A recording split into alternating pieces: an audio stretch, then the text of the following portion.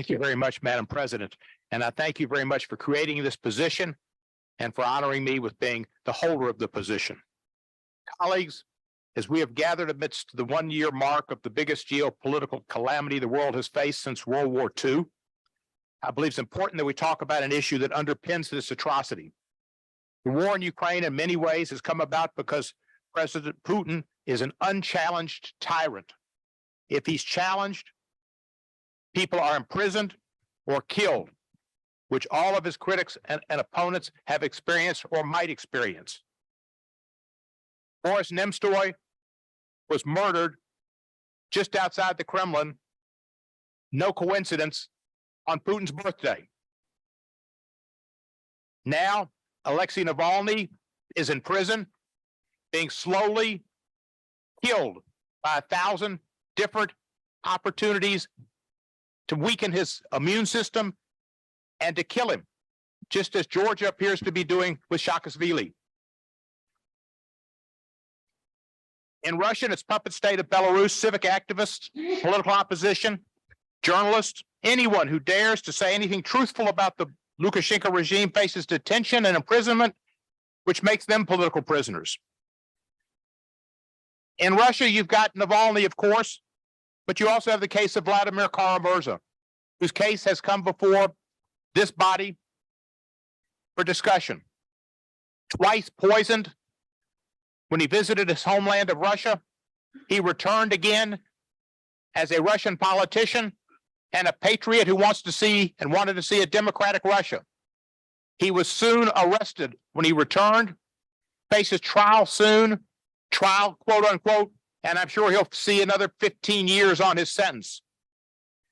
Vladimir Kara-Murza, like Ilya Yasin and many others, Navalny, are heroes. My friend Vladimir told me once that the worst thing that could happen to a political prisoner is to be forgotten. Do not forget political prisoners. Do not forget Navalny. Do not forget Vladimir Kara-Murza. And do not forget the prisoners in Belarus, including Svetlana Saka,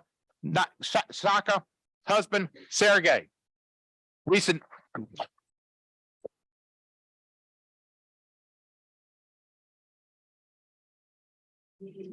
Belarus has nearly 1,500 prisoners.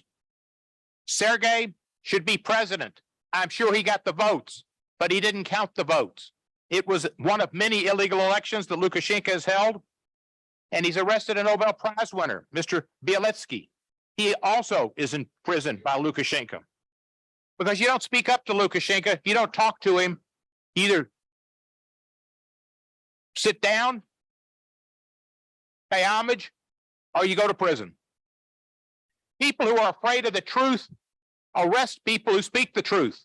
And if truth is not spoken, all the people of your country are censored from speaking out, censored from raising consciousness, and seeking the lives of the soldiers who are sent off to war by the war leaders. Leaders, they hide on trains, they hide in mansions, they hide everywhere, but on the front.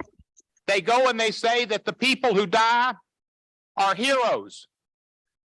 There's another word for what they are.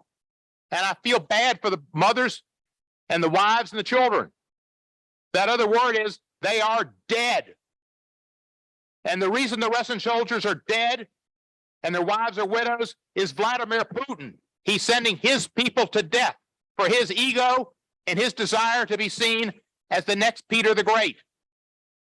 When he dies, even if he's put in the Kremlin next to Lenin, he's the same as the soldiers he sent to Ukraine to die. He is dead. Do things for the living. Political prisoners, never forget them. They speak up. Russia and Belarus are human rights abusers. There are also other human rights abusers. In Georgia, we see Saakashvili also being killed. My principal job is on political prisoners as special representatives to collect information and disseminate it. I ask you to help me in disseminating it to your people and to your fellow colleagues and your legislatures. In the 7 months we've had this position, we tried to publicize the plight of the political prisoner. I've introduced a resolution designating October 30 as the International Day of Political Prisoners to highlight the great number of people behind bars for simply speaking up. The U.S. Helsinki Commission is helping with publicizing the individuals who we have highlighted. This position is important. I've heard from many people that have appreciated the creation of the position, and I'm honored to serve as the first chair of this position, the first special ambassador. I appreciate the authority that's been trusted in me, and I continue to work for the spirit and the memory of the political prisoners, each and every one of them. To the Russians, save your people, bring them home.